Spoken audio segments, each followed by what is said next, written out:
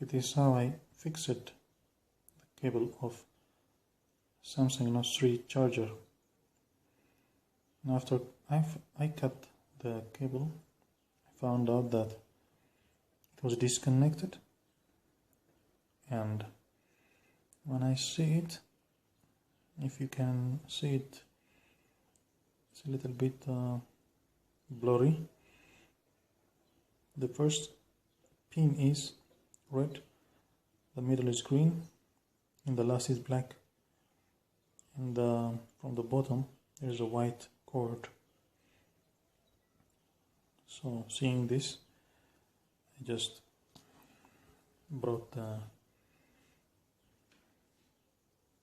pins and soldered just like this.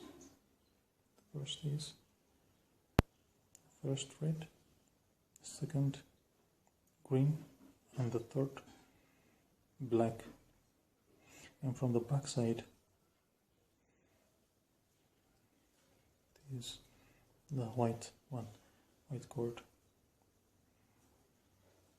The others are left empty. So after I solder like this, I started working again. I think this might help somebody who is thinking of soldering his charger cord.